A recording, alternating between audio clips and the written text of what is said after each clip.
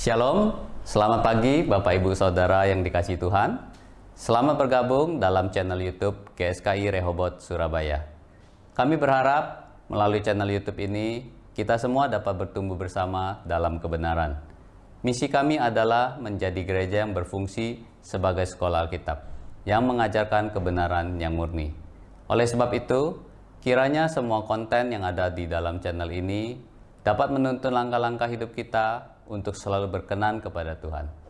Untuk itu, jangan lupa mensubscribe channel YouTube kami dan tekan gambar loncengnya. Soli Deo Gloria, segala kemuliaan hanya bagi Allah.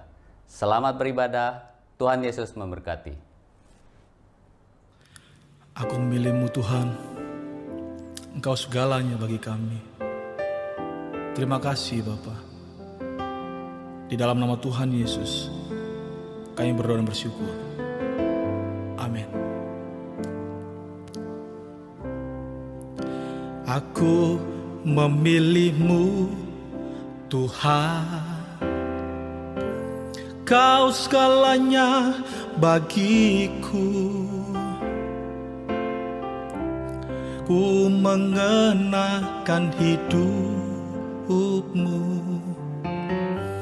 dalam setiap langkahku. Diriku telah Kau beli dengan darah yang suci. Hidupku yang sekarang ini bukannya aku lagi. Indahnya gemerlap dunia dan kemegahannya, rela ku tinggalkan dan aku lepaskan, tak ku ingini lagi. Kini mataku memandang Tuhan Yesus kan datang. Langit dan bumi yang baru, kerinduan hatiku. Mari katakan, aku memilih-Mu Tuhan. Aku memilih-Mu Tuhan, Kau segalanya bagiku. Ku mengenakan hidup-Mu dalam setiap langkahku. Diriku telah Kau beli dengan darah yang suci. Hidupku yang sekarang ini bukannya aku lagi. Indahnya gemerlap, indahnya gemerlap dunia dan kemegahannya, rela ku tinggalkan dan aku lepaskan, tak ku ingini lagi. Kini mataku memandang Tuhan Yesus kan datang.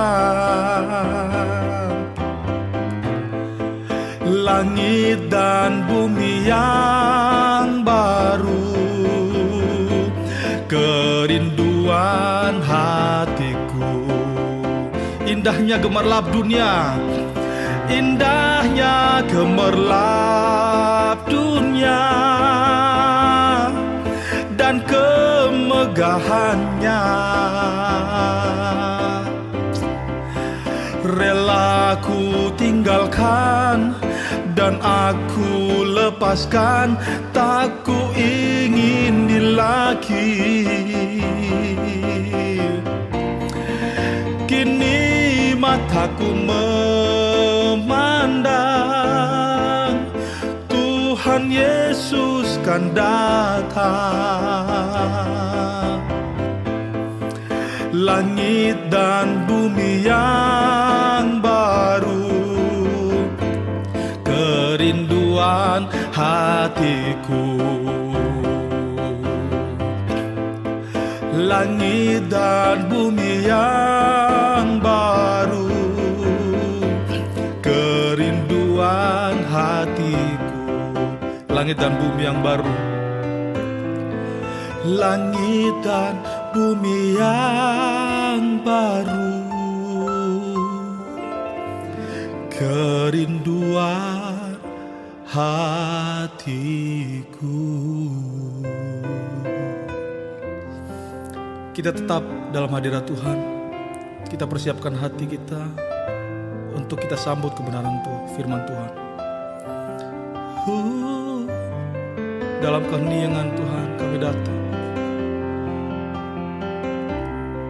Yesus, Yesus.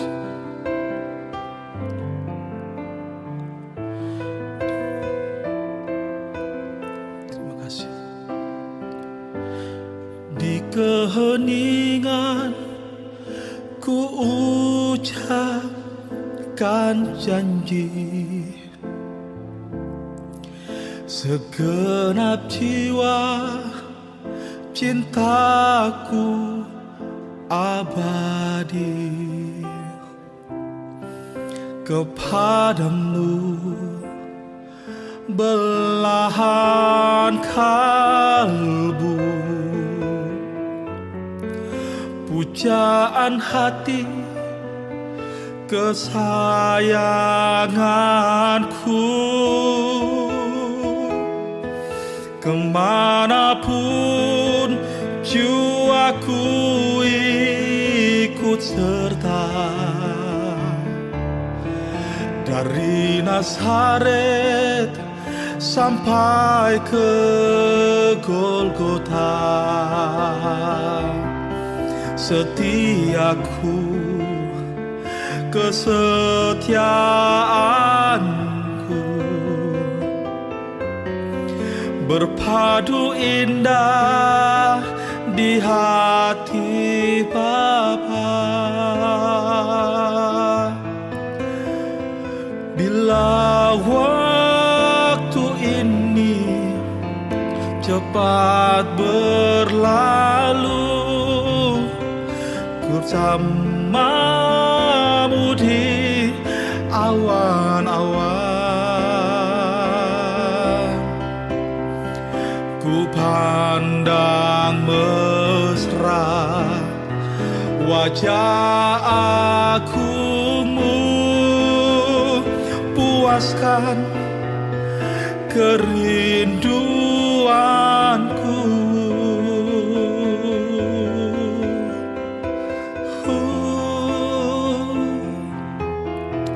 Di keheningan ku ucapkan janji, segenap jiwa cintaku abadi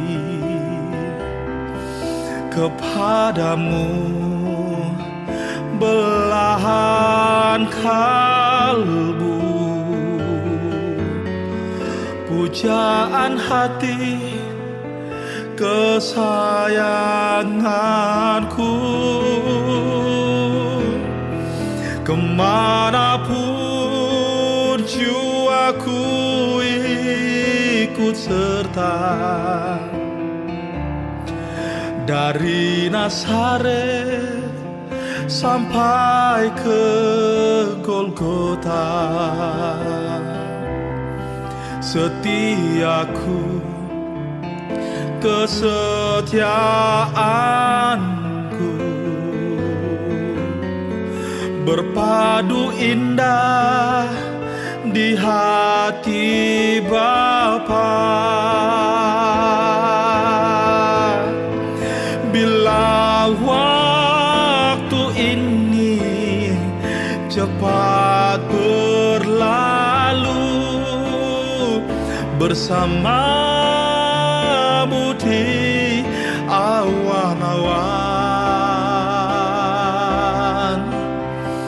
ku pandang mesra wajah agungmu, puaskan kerinduanku.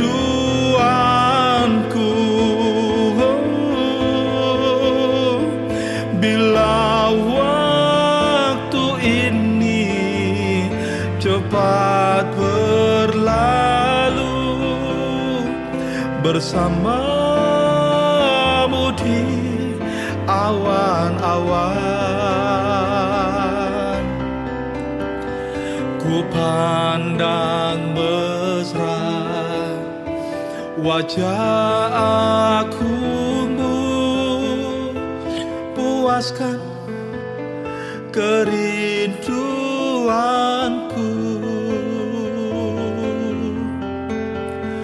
puaskan kerinduanku,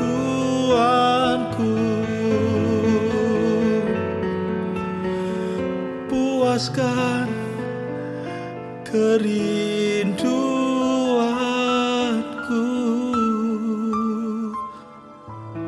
Mari kita sembah Tuhan.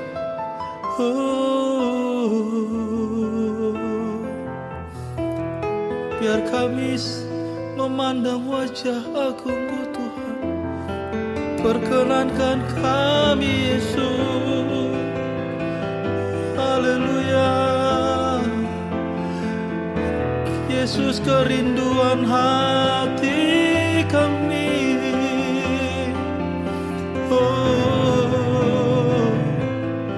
Kami sembah Kau Tuhan, kami agungkan nama-Mu Yesus, Tuhan dan Raja kami. Haleluya. Kami sembah Kau Tuhan Yesusku.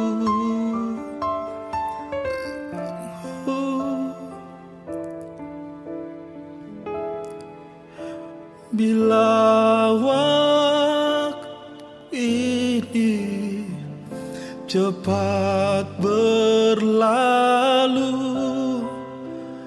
bersamamu di awan-awan,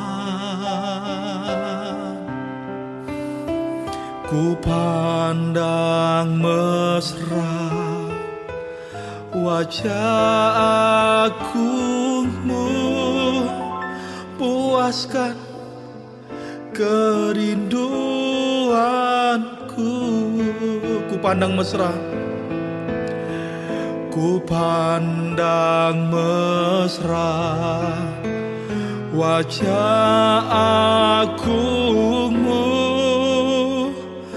puaskan kerinduanku.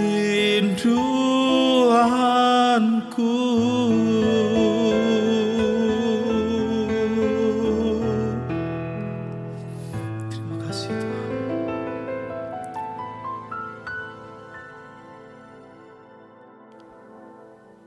Shalom, Bapak Ibu Saudara-saudari yang terkasih dalam Tuhan Yesus Kristus.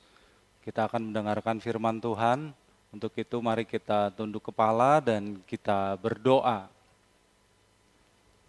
Bapa di dalam surga, kami mengucap syukur kepadamu atas anugerah-Mu kepada kami semua, sehingga Engkau masih memberikan kami kesempatan untuk mendengarkan firman-Mu. Bapa, kami membutuhkan firman-Mu agar kami dapat berubah, agar kami dapat belajar menyenangkan hati-Mu. Bapa, urapi hamba-Mu untuk menyampaikan isi hati-Mu, agar sungguh-sungguh hanya apa yang Kau kehendaki saja yang keluar dari mulut hamba-Mu. Urapi semua yang mendengar Tuhan, buka hati kami semua yang mendengar firman ini supaya kami boleh mengerti dan kami boleh melakukannya. Kami mau sambut firman-Mu dengan ucapan syukur di dalam nama Tuhan kami, Yesus Kristus. Amin. Shalom Bapak Ibu, Saudara-saudari dari GSKI Rehoboth Surabaya yang dikasihi Tuhan. Senang sekali dapat memberitakan firman Tuhan untuk Bapak Ibu Saudara-saudari sekalian. Mari kita membuka Alkitab kita dari Lukas 9. Lukas 9 ayat 28 sampai 36. Lukas 9 ayat 28 sampai 36. Saya akan bacakan untuk Bapak Ibu mulai dari ayat 28. Demikian firman Tuhan. Kira-kira 8 hari sesudah segala pengajaran itu, Yesus membawa Petrus, Yohanes dan Yakobus lalu naik ke atas gunung untuk berdoa. Ketika ia sedang berdoa, rupa wajahnya berubah dan pakaiannya menjadi putih berkilau-kilauan. Dan tampaklah 2 orang berbicara dengan dia, yaitu Musa dan Elia. Keduanya menampakkan diri dalam kemuliaan dan berbicara tentang tujuan kepergiannya yang akan digenapinya di Yerusalem. Sementara itu Petrus dan teman-temannya telah tertidur. Dan ketika mereka terbangun, mereka melihat Yesus dalam kemuliaannya. Dan kedua orang yang berdiri di dekatnya itu. Dan ketika kedua orang itu hendak meninggalkan Yesus, Petrus berkata kepadanya, "Guru, betapa bahagianya kami berada di tempat ini. Baiklah kami dirikan sekarang 3 kemah. 1 untuk engkau, 1 untuk Musa, dan 1 untuk Elia." Tetapi Petrus tidak tahu apa yang dikatakannya itu. Sementara ia berkata demikian, datanglah awan menaungi mereka. Dan ketika mereka masuk ke dalam awan itu, takutlah mereka. Maka terdengarlah suara dari dalam awan itu yang berkata, "Inilah anakku yang kupilih, dengarkanlah dia." Ketika suara itu terdengar, nampaklah Yesus tinggal seorang diri. Dan murid-murid itu merahasiakannya. Dan pada masa itu mereka tidak menceritakan kepada siapapun apa yang telah mereka lihat itu. Bapak, Ibu, Saudara-saudariku yang terkasih dalam Tuhan Yesus Kristus, kalau kita membaca Alkitab, tampaknya Tuhan Yesus memang senang untuk mencari tempat-tempat yang sepi untuk berdoa, seperti di bukit, di gua, di gunung. Ya, memang gunung sering dijadikan tempat menyepi atau bertapa, saudara. Bukan hanya dalam kekristenan, tapi dalam agama-agama lain juga sampai sekarang ya. Nah, biara-biara tempat rohaniwan belajar, tempat mereka tinggal, banyak yang didirikan di gunung-gunung. Termasuk tempat yang secara tradisional dianggap lokasi Tuhan Yesus dimuliakan, yaitu di Gunung Tabor. Ya. Di lokasi tersebut saat ini ada biara Ortodoks dan ada juga gereja Katolik. Di kaki Gunung Sinai, tempat yang dipercaya tempat Musa menerima ke-10 firman, saat ini ada biara Saint Catherine. Ya, bahkan kalau di luar kekristenan pun biara Shaolin juga ada di gunung. Gunungnya namanya Shaoshe, ya, tempat para biksu Shaolin belajar, bertapa, berlatih kungfu. Nah, mengapa mereka senang untuk tinggal dan belajar di gunung? Mungkin alasannya karena di gunung-gunung itu lebih dekat dengan surga, ya, lebih tinggi. Atau mungkin juga gunung-gunung lebih sepi dari hiruk-pikuk kehidupan duniawi sehari-hari. Kalau tidak ada gunung seperti di kota, ya saat ini juga banyak orang membuat menara-menara tinggi, ya, dan di atasnya mau didirikan menara doa, begitu katanya. Tapi kita lihat Bapak Ibu, Tuhan Yesus bukannya asal mencari tempat yang tinggi. Dia memang mau menyepi. Dia mau memisahkan diri dari kehidupan dunia, dari kesibukan dunia untuk berdoa dan untuk mencari kehendak Bapa. Dia datang menghadap Bapa untuk mencari kehendaknya. Nanti saudara tanya, loh Pak, Yesus kan Tuhan, buat apa dia berdoa? Nah, untuk itu kita harus memahami doktrin Tritunggal yang benar. Waktu Yesus hidup di dunia, dia menjadi manusia yang tidak beda dengan saudara dan saya. Dia juga membutuhkan tuntunan, bimbingan, penghiburan dari Allah Bapa dalam kehidupannya. Dan karena dia mengikuti bimbingan dari Allah, maka dia dapat hidup sepenuhnya sesuai dengan kehendak Allah. Dia dapat hidup sempurna, tidak bercacat, tidak bercela, dan dia tidak berdosa. Bapak, Ibu, saudara-saudari yang dikasihi Tuhan, di sini kita akan melihat beberapa hal penting yang dapat kita pelajari mengenai kemuliaan Yesus dalam apa yang tadi kita baca. Yang pertama, Bapak Ibu, Allah memperlihatkan kemuliaan ilahi Yesus. Allah memperlihatkan kemuliaan ilahi Yesus. Kalau kita lihat kembali di Lukas 9 ayat 29 dikatakan, ketika ia sedang berdoa, rupa wajahnya berubah dan pakaiannya menjadi putih berkilau-kilauan. Bapak Ibu, sewaktu Yesus menjadi manusia, kemuliaan ilahinya itu terselubung, ya, terselubung oleh kodrat manusia yang dikenakan olehnya. Dia sehari-hari belajar sama dengan manusia lainnya. Kalau berjalan dia menjejak tanah, bukan dia berjalan tidak menginjak tanah, melayang, tidak begitu. Dia tidak seperti makhluk halus. Di Ibrani 2 ayat 17 dikatakan bahwa dalam segala hal dia disamakan dengan saudara-saudaranya. Jadi sekalipun dia Allah, kemuliaan ilahi itu tidak tampak dalam dirinya. Itulah sebabnya di zaman itu banyak orang yang tidak mengenali Yesus sebagai Allah.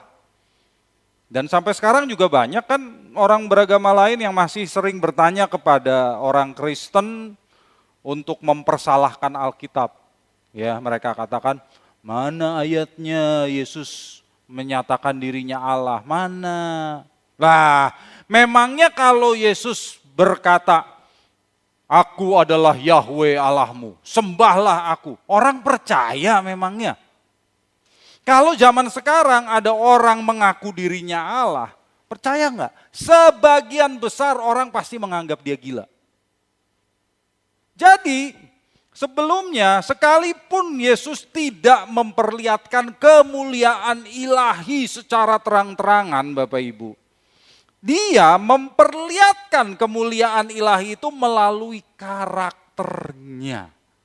Dia mendemonstrasikan karakter Allah dalam perbuatannya, dalam perkataannya, dalam sikapnya.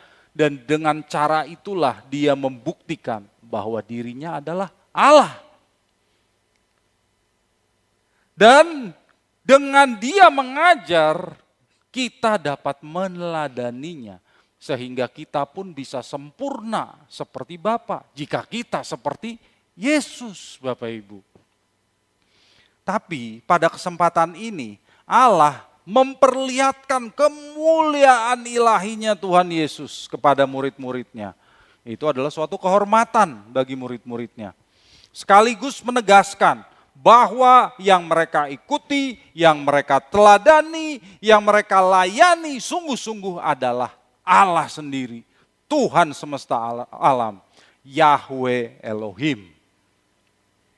Itu yang pertama Bapak Ibu. Yang kedua, Allah memperlihatkan kemuliaan Yesus karena kesalehannya. Allah memperlihatkan kemuliaan Yesus karena kesalehannya. Bapak Ibu, kalau Tuhan Yesus mati lalu dibangkitkan, itu bukan mentang-mentang statusnya karena statusnya adalah anak Allah, bukan. Tetapi karena kesalehannya, itu kata Alkitab. Kesalehan di sini maksudnya ketaatannya, hormatnya dan takutnya kepada Allah. Coba kita lihat di Ibrani 5 ayat 7. Ibrani 5 ayat 7. Dalam hidupnya sebagai manusia, ia telah mempersembahkan doa dan permohonan dengan ratap tangis dan keluhan kepada Dia yang sanggup menyelamatkannya dari maut, dan karena kesalehannya ia telah didengarkan. Bapak Ibu yang dikasihi Tuhan, saya juga menyimpulkan pada kesempatan ini Allah berkenan untuk memperlihatkan kemuliaan anaknya Yesus Kristus karena alasan yang sama. Yaitu apa? Karena dia saleh. Dia saleh, dia taat kepada misi yang dipercayakan Bapa kepadanya. Jadi bukan karena dia naik ke gunung yang keramat, bukan. Kalau kita baca dalam pasal yang sama Bapak Ibu, di ayat di Lukas 9 tadi, tetapi di ayat ke-22, Lukas 9 ayat 22, Tuhan Yesus sudah pernah berkata kepada murid-muridnya begini, Lukas 9 ayat 22, anak manusia harus menanggung banyak penderitaan dan ditolak oleh tua-tua, imam-imam kepala, dan ahli-ahli Taurat. Lalu dibunuh dan dibangkitkan pada hari ketiga. Bapak Ibu, Tuhan Yesus tahu bahwa dia harus menghadapi kematian. Tetapi dia taat. Itulah sebabnya Allah memuliakan dia sebagai penguatan, sebagai penghiburan kepadanya. Sebelum dia mengalami penderitaan yang mengerikan itu. Jadi Tuhan Yesus sebagai manusia juga perlu mendapatkan penguatan dan penghiburan. Allah pun mengkonfirmasikan apa yang dilakukannya itu berkenan kepadanya pada ayat 35. Allah bersabda, inilah anakku yang kupilih, dengarkanlah dia. Jadi Yesus masih berhasil mempertahankan kesalehannya sebagai anak Allah. Dia masih terpilih untuk menjalankan misi penyelamatan dunia ini dari Allah. Dan dia layak untuk dimuliakan. Itu pelajaran yang kedua ya, yang kita pelajari dan kita lihat dari hal penting dari ayat-ayat yang baru kita baca ini. Hal penting ketiga yang kita baca di sini adalah kemuliaan Yesus melampaui Musa dan Elia. Kemuliaan Yesus melampaui Musa dan Elia. Dalam perikop ini ada tokoh perjanjian lama yaitu Musa dan Elia yang tampil lalu bercakap-cakap dengan Yesus. Ya, tentu tidak diragukan lagi bahwa kedua tokoh itu adalah tokoh-tokoh yang sangat penting. Dan dia dan mereka dihadirkan oleh Allah untuk mewakili hukum Taurat dan para nabi. Hukum Taurat dan tulisan kitab-kitab para nabi, itulah bagian-bagian besar yang membentuk Alkitab Perjanjian Lama atau Tanakh. Terus Bapak Ibu nanti tanya, kok para murid tahu sih itu Musa sama Elia? Iya, di fotonya ada tag-nya kalau di tab. Enggak begitu ya Bapak Ibu ya, belum ada tagging seperti media sosial seperti itu. Tetapi para murid dapat mengenali mereka. Nah, kenapa Musa dan Elia juga? Karena keduanya juga punya pengalaman spektakuler Bapak Ibu. Musa sendiri mengalami pengalaman yang spektakuler di atas gunung ketika dia berbicara dengan Yahweh, Allah Israel. Dia berjumpa dengan Yahweh. Sampai-sampai waktu dia turun gunung, dari gunung Horeb itu, wajahnya bercahaya sampai orang-orang Israel takut. Sementara Elia sendiri di Maleakhi 4 ayat 6 dikatakan akan diutus menjelang kedatangan Mesias. Nah, dalam diri dan kehidupan Tuhan Yesus, seluruh perjanjian lama yaitu hukum Taurat maupun kitab para nabi itu digenapi. Nah, Bapak Ibu, ada hal yang menarik. Di sini dikatakan bahwa yang dibicarakan antara Yesus dengan Musa dan Elia adalah soal kepergiannya yang akan digenapi di Yerusalem.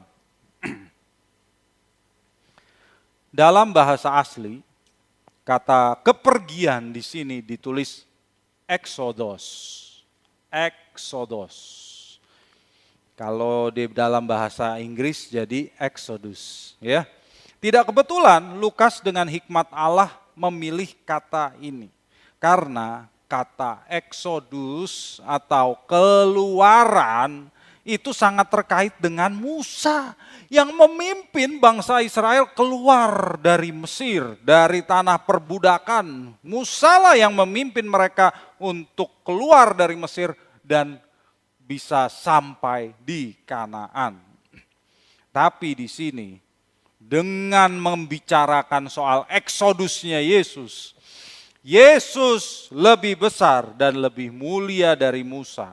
Karena Yesus memimpin umat manusia keluar dari perbudakan dosa. Seluruh umat manusia dibawa keluar oleh Tuhan Yesus dari perbudakan dosa. Dia lebih besar dari Musa. Dia lebih mulia dari Musa. Eksodus juga bisa dikaitkan dengan kematian, Bapak Ibu. Musa dan Elia memang bisa dikatakan dua orang yang paling besar di perjanjian lama dan eksodusnya juga luar biasa. Kalau di ulangan 34 ayat 6 dikatakan ketika Musa meninggal, Musa dikuburkan oleh Allah sendiri dan kuburannya sampai hari ini tidak ada yang tahu. Nah, kalau kita baca di Yudas 1 ayat 9, ada pertengkaran antara Mikhael dan iblis mengenai mayat Musa di Yudas 1 ayat 9 tadi. Kita bisa menyimpulkan bahwa Musa itu sebetulnya kuburannya bukan di bumi. Tapi dia diangkat ke surga juga, Bapak Ibu. Ya. Jadi istimewa Musa itu. Sementara Elia, eksodusnya juga luar biasa. Kepergian Elia itu luar biasa. Dia diangkat pakai apa? Kereta berapi, diangkat ke surga naik kereta berapi. Kalau di zaman ini mungkin orang mengatakan, wah seperti piring terbang atau pesawat ruang angkasa kali ya. Tapi di zaman itu kan orang mengatakan kereta berapi. Nah, sekalipun demikian, sekalipun Elia mau naik apapun ke surga, Tuhan Yesus jauh lebih mulia dan jauh lebih hebat dibandingkan Elia. Yesus luar biasa karena dia mati, sungguh-sungguh mati, lalu dia bangkit dan dia naik ke surga, dilihat oleh banyak orang, Bapak Ibu. Dia naik secara fisik ke surga. Itu luar biasa. Dia naik ke surga secara fisik dan dilihat oleh banyak orang. Itulah sebabnya Bapa berkata, inilah anakku yang kupilih, dengarkanlah dia. Sesungguhnya kalau Tuhan mengatakan dengarkanlah dia, itu menggenapi yang ditulis dalam Ulangan 18 ayat 15, yaitu nubuat Musa. Nubuat Musa dalam Ulangan 18 ayat 15. Mari kita baca apa yang dinubuatkan oleh Musa.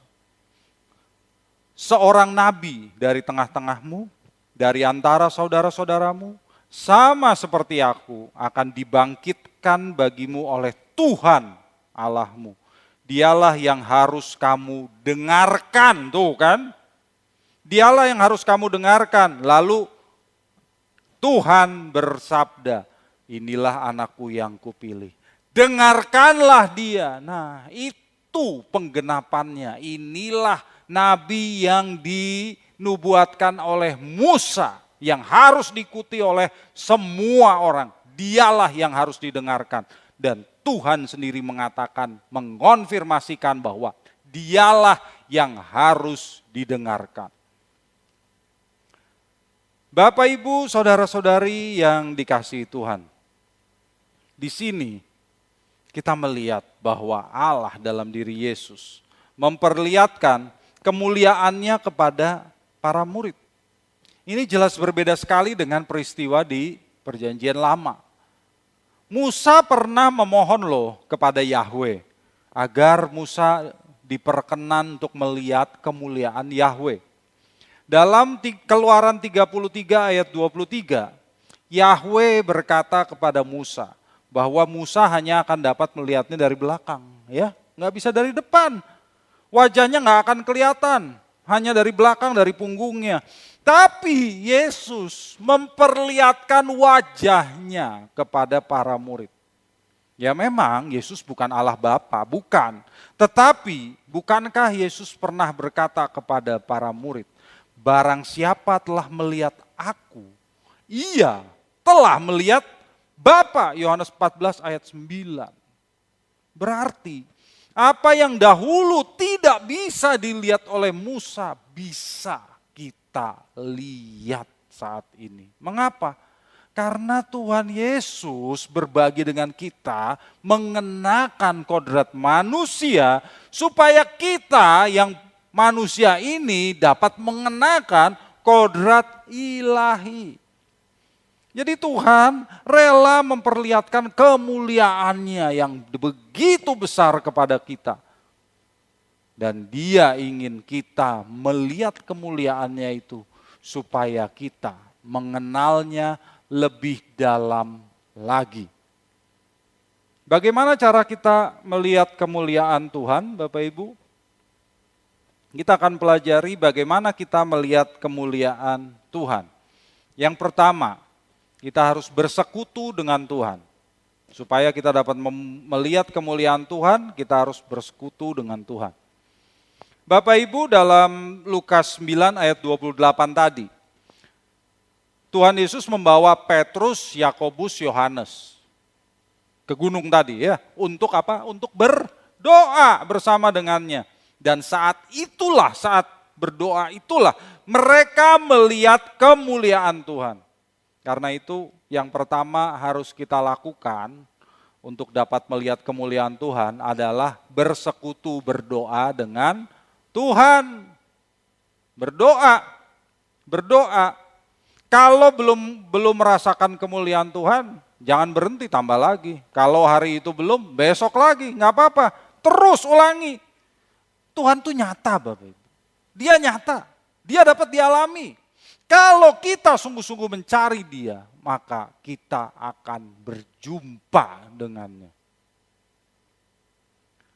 Yesaya 55 ayat 6 berkata, carilah Tuhan selama Ia berkenan ditemui, berserulah kepadanya selama Ia dekat. Jadi jangan sampai kita harus meregang nyawa dulu di ruang ICU baru mencari Tuhan. Jangan sampai kita merasa sesak napas dulu yang saat ini bisa terjadi karena pandemi COVID-19. Baru kita cari Tuhan. Aduh, kenapa harus begitu dulu Bapak Ibu? Cari Dia selama Dia berkenan ditemui. Cari kemuliaannya, buka mata rohani kita supaya kita melihat kemuliaannya dengan mata rohani kita. Biarkan mata rohani kita dapat melihat kemuliaan Tuhan. Bersekutu dengan Tuhan juga bukan cuma dengan cara berdoa, tetapi dengan firman-Nya. Kita juga bersekutu dengan Tuhan melalui firman-Nya, Bapak Ibu. Baca firman karena itu ya. Ikuti khotbah yang bermutu, ikuti renungan-renungan yang bermutu. Bukankah di saat pandemi ini banyak orang yang di rumah, ya lebih banyak di rumah saja, itu waktu yang merupakan kesempatan yang baik untuk mengikuti banyak firman Tuhan yang bermutu. Ikuti saja, di YouTube pun banyak, di channel-channel YouTube banyak, termasuk di channel GSKI Rehoboth Surabaya. Ikuti terus. Kalau kita belajar firman-Nya, kita dapat melihat luar biasa kemuliaan Tuhan itu. Dan kita pun menjadi PK terhadap firman Tuhan yang benar dan yang murni. Kita bisa mengenalinya, ini benar, ini salah. Kita bisa mengenalinya. Kalau Bapak Ibu mendengar khotbah yang memberi kesan Tuhan itu tidak adil, Tuhan itu pilih kasih, Tuhan itu sadis, Tuhan itu tidak mulia, itu ajaran yang salah Bapak Ibu. Kalau kita benar-benar belajar bersekutu dengan Tuhan melalui firman-Nya, maka kita akan melihat bahwa Dia adalah Allah yang mulia. Kita akan melihat kemuliaan-Nya melalui firman-Nya. Kalau firman Tuhan, khotbah yang disampaikan tidak memuliakan Tuhan, maka jelas itu bukan firman yang benar. Kalau orang mendengar orang yang berdoa mengancam-ancam Tuhan, kalau permintaannya tidak dikabulkan maka dia akan meninggalkan Tuhan dan tidak mau menyembahnya lagi. Itu juga salah Bapak Ibu. Jelas salah. Mana ada Tuhan takut diancam. Kalau dia takut diancam, dia bukan Allah yang mulia. Padahal Allah kita adalah Allah yang maha mulia. Amin. Jadi Bapak Ibu, khotbah yang benar dan doa yang benar akan membuat kita untuk melihat kemuliaan Tuhan. Itulah cara yang pertama, doa yang benar dan firman yang benar. Yang kedua, jangan tidur. Jangan tidur. Bapak Ibu yang dikasihi Tuhan, kemungkinan kejadian pada saat Tuhan Yesus dimuliakan di atas gunung ini terjadi di malam hari, karena di ayat 32 dikatakan Petrus dan teman-temannya tertidur. Tapi waktu mereka terbangun, mereka kaget bahwa mereka melihat Yesus dalam kemuliaannya. Kejadian ini kemudian nanti terulang lagi di Taman Getsemani ya. Waktu Yesus membawa mereka juga untuk berdoa bersama dengannya. Tuhan Yesus selalu bawa murid-muridnya untuk berdoa ya. Tapi apa yang dilakukan oleh Petrus dan teman-temannya? Mereka berdoa semalam suntuk sambil ngorok, tidur. Ingat apa kata Tuhan Yesus dalam Matius 26 ayat 41b. Matius 26 ayat 41b. Roh memang penurut tetapi daging lemah. Bapak Ibu, kalau kita tidur secara rohani, bukan tidur jasmani ya, tidur jasmani harus. Tapi kalau kerohanian kita tidur, maka kita tidak bisa melihat kemuliaan Tuhan. Kalau perhatian kita teralih dari Tuhan kepada hal-hal yang lain, maka kita tidak bisa melihat kemuliaan Tuhan. Dalam 1 Tesalonika 5 ayat 3-4 dikatakan, orang-orang yang tidur rohaninya itu adalah orang-orang yang santai-santai saja, yang merasa semuanya damai dan aman. Mereka merasa senang dalam zona kenyamanan rohani. Zona kenyamanan rohani. Jadi ingat Bapak Ibu, ingat apa yang saya katakan ini ya. Tidak ada kenyamanan di zona pertumbuhan.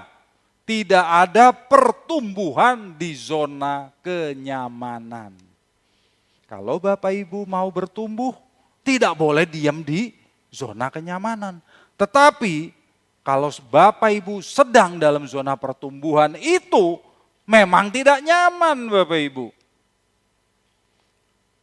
Paulus di 1 Tesalonika juga mengatakan orang yang tidur rohaninya adalah orang yang hidup dalam kegelapan. Hidup dalam kegelapan coba. Tuhan tidak akan memperlihatkan kemuliaannya kepada orang-orang yang hidup dalam kegelapan. Yang terus hidup dalam kegelapan, yang terus hidup dalam pelanggaran, yang terus hidup dalam ketidaktaatan kepadanya. Ya gak mungkinlah mereka bisa melihat kemuliaan Tuhan. Karena itu tinggalkan kegelapan. tinggalkan kegelapan dan dengarkan apa yang dinasihatkan oleh Paulus dalam Roma 13 ayat 11. Roma 13 ayat 11. Hal ini harus kamu lakukan karena kamu mengetahui keadaan waktu sekarang, yaitu bahwa saatnya telah tiba bagi kamu untuk bangun dari tidur. Sebab sekarang keselamatan sudah lebih dekat bagi kita daripada waktu kita menjadi percaya. Jadi Bapak Ibu yang dikasihi Tuhan, sudah waktunya untuk bangun dari tidur. Tinggalkan zona kenyamanan rohani.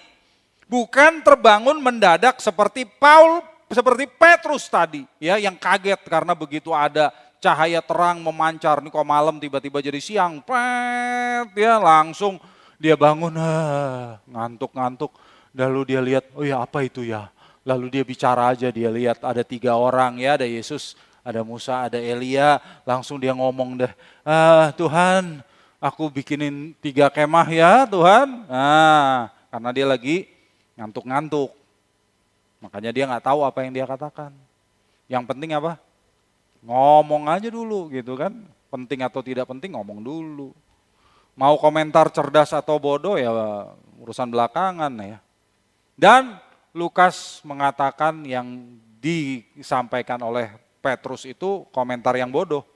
Karena dia menganggap Yesus sejajar setara dengan Musa dan Elia.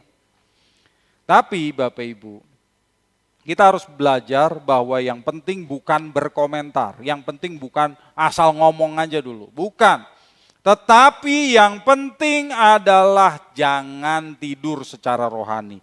Bangunlah supaya kita dapat melihat kemuliaan Tuhan. Pengalaman Petrus melihat kemuliaan Tuhan, mengalami kemuliaan Tuhan seperti itu, diingatnya terus. Itu sangat berkesan baginya. Sampai puluhan tahun kemudian, Petrus masih mengingatnya. Coba kita lihat di 2 Petrus 1 ayat 16 sampai 18. 2 Petrus 1 ayat 16 sampai 18. Apa yang dikatakan Petrus? Sebab kami tidak mengikuti dongeng-dongeng isapan jempol manusia, ketika kami memberitahukan kepadamu kuasa dan kedatangan Tuhan kita Yesus Kristus sebagai Raja. Tetapi kami adalah saksi mata dari kebesarannya. Kami menyaksikan bagaimana ia menerima kehormatan dan kemuliaan dari Allah Bapa, ketika datang kepadanya suara dari Yang Maha Mulia yang mengatakan, inilah anak yang kukasihi, kepadanyalah aku berkenan. Suara itu kami dengar datang dari surga ketika kami bersama-sama dengan dia di atas gunung yang kudus. Ya, Bapak Ibu kita lihat, Petrus masih ingat dan kejadian tersebut masih berkesan kepadanya. Melihat kemuliaan Tuhan adalah sesuatu yang mengesankan. Asal kita tidak tidur secara rohani. Yang ketiga, supaya kita dapat melihat kemuliaan Tuhan dengan mata rohani kita adalah kita harus takut kepada Tuhan. Takut kepada Tuhan. Bapak Ibu yang dikasihi Tuhan, setelah Petrus asal bicara saja kepada Yesus dan Musa dan Elia, di Lukas 9 ayat 34 dikatakan, turunlah awan menaungi mereka sehingga mereka sangat takut. Awan ini adalah awan kemuliaan Allah. Awan kemuliaan. Dan awan kemuliaan ini juga turun pada saat Musa bertemu dengan Yahweh di Gunung Sinai untuk menerima 10 firman. Kalau reaksi yang benar saat melihat kemuliaan Tuhan adalah takut dan gentar. Takut dan gentar, betul. Takut kepada Tuhan adalah syarat bagi seseorang untuk dapat melihat kemuliaannya. Ingat, Tuhan Yesus saja dimuliakan karena dia takut kepada Bapa. Kalau sekarang ya saya lihat banyak orang takut, benar, takut kepada setan, takut waktu diwawancara kerja, takut sama istri, takut kepada COVID-19, tapi tidak takut Tuhan. Lucu ya? Kok begitu ya? Orang yang tidak takut kepada Tuhan, tapi mengatakan dia sudah melihat kemuliaan Tuhan, itu omong kosong Bapak Ibu. Karena Tuhan tidak akan sudi memperlihatkan kemuliaannya kepada orang yang tidak takut kepadanya. Jadi hati-hati ya Bapak Ibu ya. Kalau kita mendengar ada orang yang mengaku bertemu Tuhan Yesus, diangkat ke surga, ya kita harus tahu lah, salah satu pembuktiannya adalah cara hidupnya. Kalau dalam hidupnya orang tersebut tidak takut Tuhan, ya nggak bisa dipercaya itu Bapak Ibu. Ya, coba kita lihat Kolose 2 ayat 18 dan 19. Kolose 2 ayat 18 dan 19. Janganlah kamu biarkan kemenanganmu digagalkan oleh orang yang pura-pura merendahkan diri, tuh pura-pura merendahkan diri, dan beribadah kepada malaikat, serta berkanjang pada penglihatan-penglihatan dan tanpa alasan membesar-besarkan diri oleh pikirannya yang duniawi, sedang ia tidak berpegang teguh kepada kepala, di mana seluruh tubuh yang ditunjang dan diikat menjadi satu oleh urat-urat dan sendi-sendi menerima pertumbuhan ilahinya. Orang-orang yang takut akan Tuhan tidak akan mengagung-agungkan penglihatan. Orang-orang yang tidak takut akan Tuhan tidak akan pura-pura merendahkan diri, pura-pura sebetulnya dia sombong tapi pura-pura rendah hati. Enggak akan begitu. Orang yang takut akan Tuhan pasti berpegang teguh kepada Kristus. Tidak seperti yang dikatakan di sini ya. Katanya punya penglihatan tapi tidak berpegang teguh kepada Kristus. Paulus saja pernah diangkat Tuhan ke surga Bapak Ibu. Tapi baru 14 tahun kemudian baru dia ceritakan. Karena dia tidak ingin meninggikan dirinya, dia nggak ingin jadi sombong. Jadi takutlah akan Tuhan dan tinggikan dirinya. Tinggikan Tuhan saja, jangan tinggikan diri kita sendiri. Agungkan Tuhan saja. Baru kita dapat melihat kemuliaan Tuhan dengan mata rohani kita.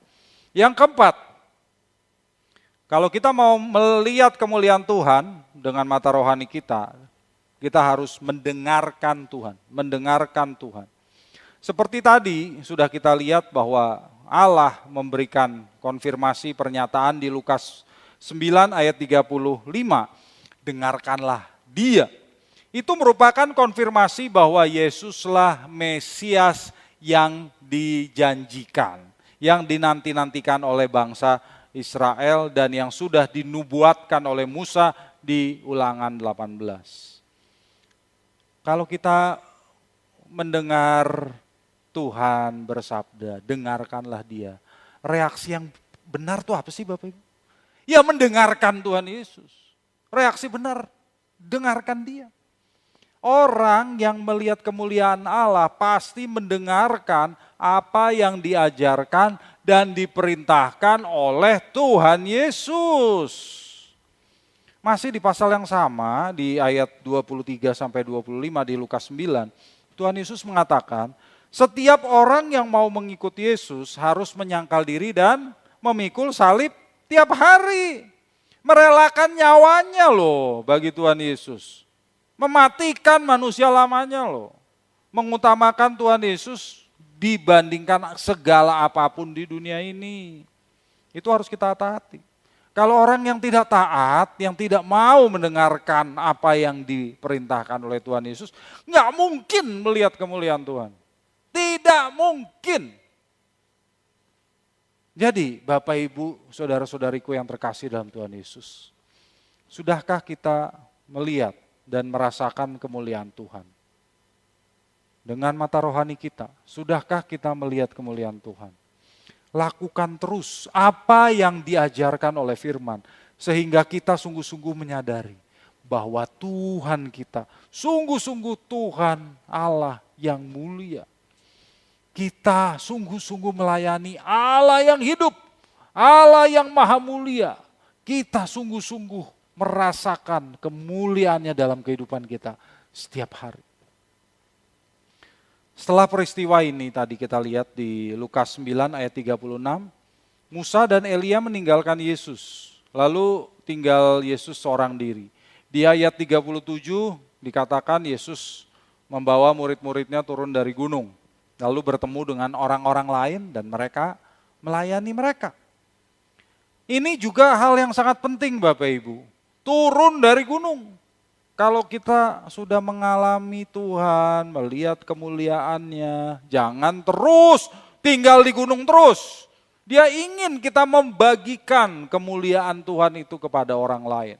Dia tidak ingin kita tinggal menyendiri, terisolasi di biara. Bukan begitu.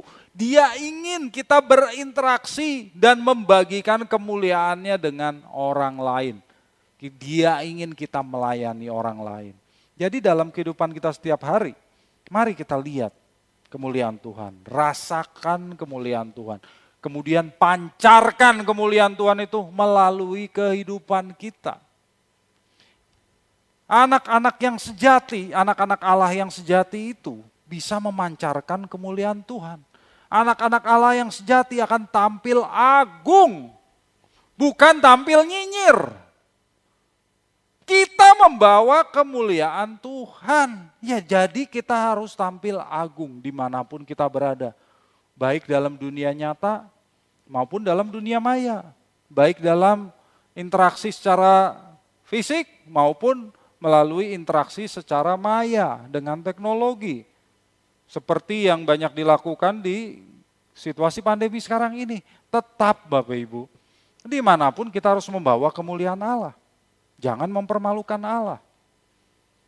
Jadi dalam kehidupan kita sehari-hari, mari pancarkan kemuliaan Tuhan itu dalam kehidupan kita.